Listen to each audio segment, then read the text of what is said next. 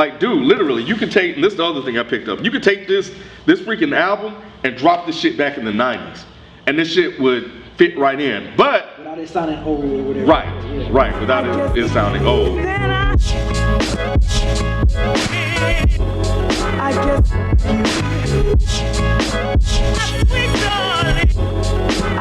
Alright, what up, y'all? Welcome to another episode of Dead in Hip Hop. It's me, it's your boy Ken. I'm here with your other boy BZ430 for a new one-on-one, man. We haven't done them in a while, and we've been talking about doing this one for a minute, and finally we get a chance to do it. And Noveliss, Mike Swordz. I wish we could have did it as a crew, but here we are right here doing the one. Yeah, and we also did an interview with him as well. Yes, so yeah, check that out. Yeah. It's on the SoundCloud. Make sure you subscribe to the Dead in Hip Hop podcast as well, because there's stuff going on there. Like, that's an exclusive interview that you can't get anywhere else. So make sure you keep that. What's interesting about this, and this is what I love about music sometimes, man, and you know, guys that are good and guys that are writers, and is that sometimes you go back and you hear something you really didn't even catch the first time. And this one was the intro. And I really, like, when it started out, had my headphones walking around. And track. Yeah. He was just basically saying, you know, it was like, this is me, and I'm stepping out into my own. Not like, of course he's still cool with his boys and stuff, because they, you know, produced the track on here. But it's like, me, I'm stepping into my own. And that's kind of changed the EP a little bit for me, because it's like, because one of the things that we talked about in the interview is the sound of this one is different. It shows some versatility in him, and it shows him really just as a solo artist coming into his own. And that intro, the sound, the different tracks that he's rapping over, you know, of course the content really added another layer to this EP that I didn't pick up the first time. You know, definitely he's good with the raps, definitely a really great rapper. You get that. You already know that, right? But it really shows the growth and development of him as an artist and where he's going. So I think the EP is definitely good, man. I love definitely the soundscape, the beats that he picked.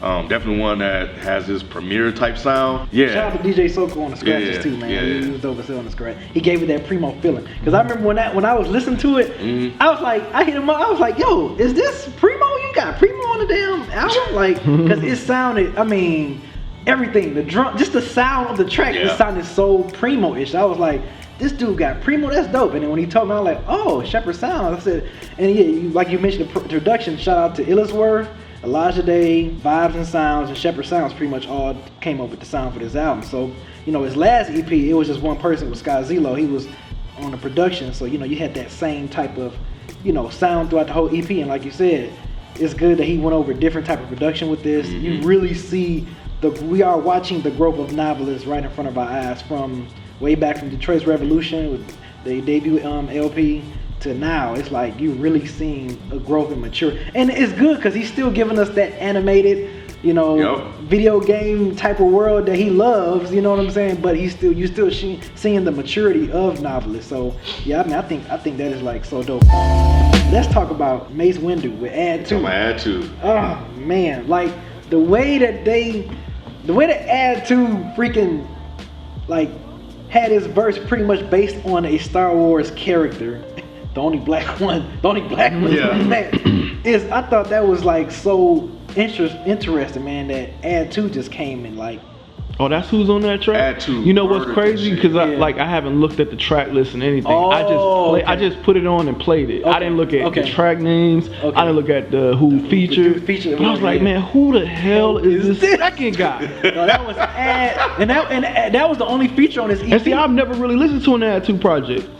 I've never even listened to Add 2, so I wasn't able to recognize his voice.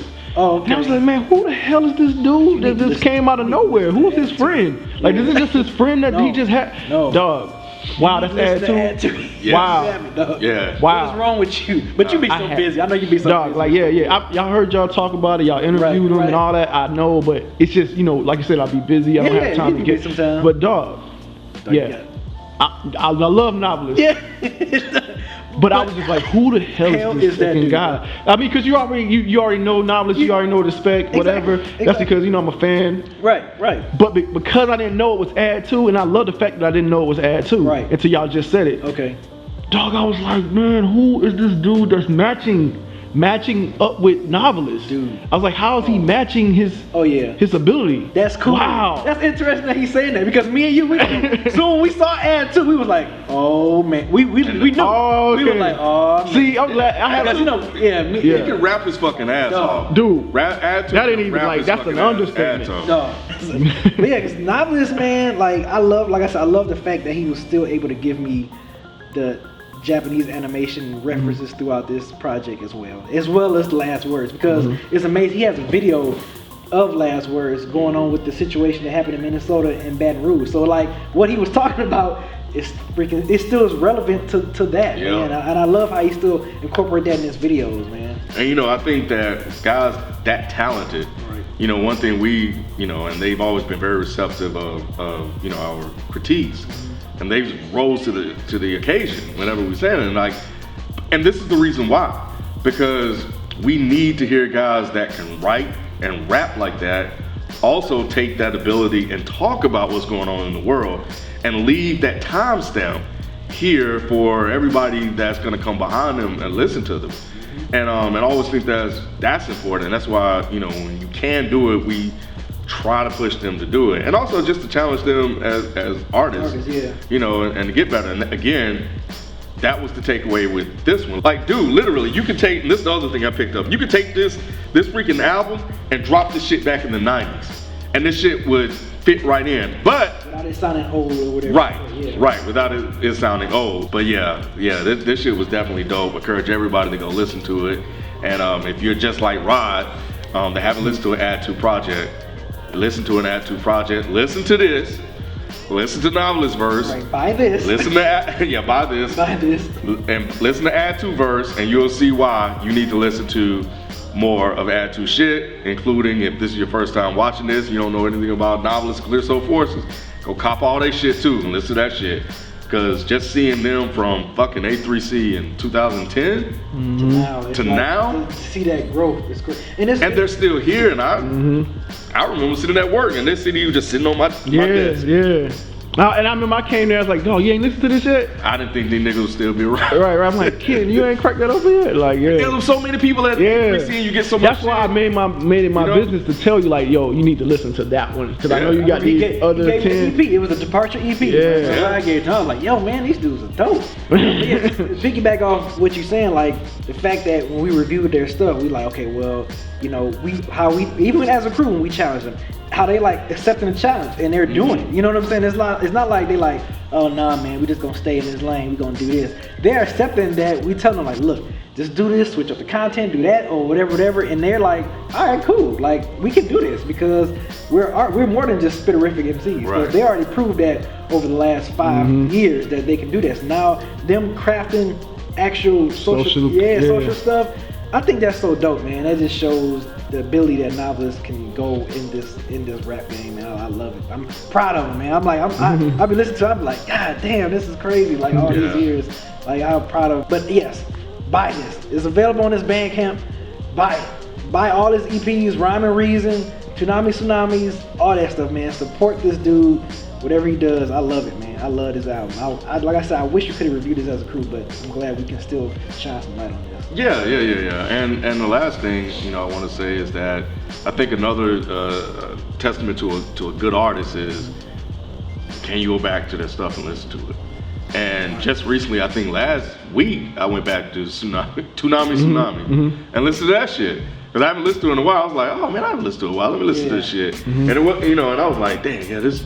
You wasn't disappointed. You wasn't like, it wasn't good for the moment. Right, it was meant to last. And that was the other takeaway that I got when I was listening to this, you know, over the weekend. I was like, dang man, this just has some sustainability, you know, and that's important. But yeah, definitely support, definitely buy it, man, and go check out the interview we did to get some more background information on, you know, how this project came about. If you're watching, great EP. I enjoyed it.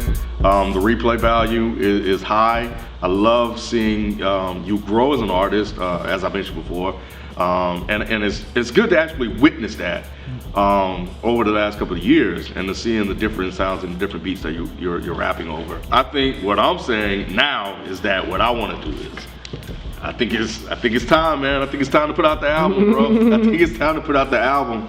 I think between Tsunami, this Rhyme and Reason, all the Primo stuff. I think you're right there, man. You're on edge of with this last project. I think you can do an album. I think it's time. Throw the bombs out like Striker. Yes, I love that Striker track. But dude, do you remember when he first said? I don't know if it's the first time he said it, but you remember he said it on the Joint mixtape. Yeah. And I was like, oh man, he used that line from the Joint. Yeah, that's crazy. Dropping bombs in a cycle like Striker. Yeah. Like, said it on the Joint verse. Yeah. So Noveliss, you watching this, man? Great job, man. I mean, love from front to back. Love this not a skippable track on here. I'm with Ken. I want that album now. I want that full. Give me a good 14, 15 track LP. I love the EP, man. This is nice, man. I love your growth that I'm witnessing with my 2 eyes and my ears, man. So keep it up. Keep up the great work, man.